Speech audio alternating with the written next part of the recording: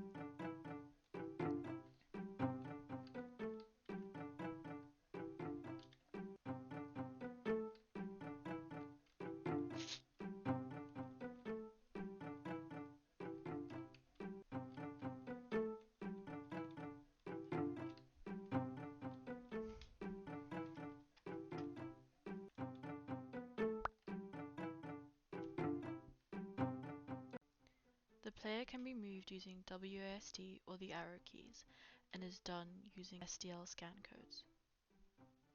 I couldn't work out how to update the vector of the corn after being shot for collision purposes, so it has now been utilized as an Easter egg of sorts that awards you -2 or +2 points at random when used.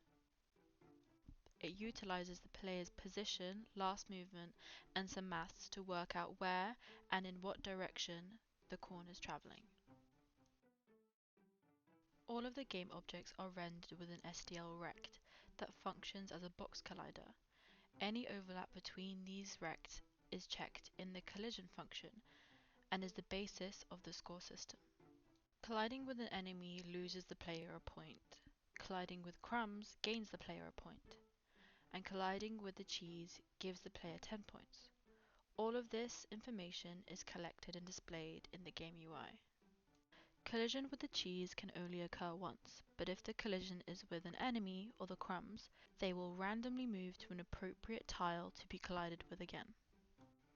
The game UI is drawn to the screen using the font renderer, which is updated every single time the score changes using a string. The play area is made up of a tiled map. Originally, I used Risky Labs' tile map generator to plan out the tile map layout and planned for an easy transferal, but the export process failed and I ended up going tile by tile and inputting the correct tile IDs manually for the 46 by 34 play area. A very arduous process.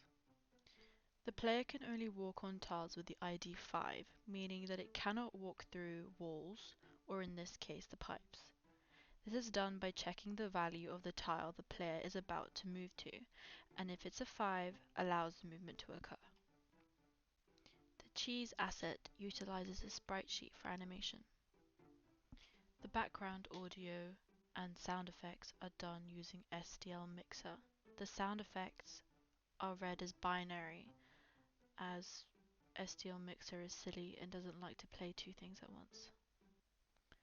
Thank you for watching, and I hope you enjoyed.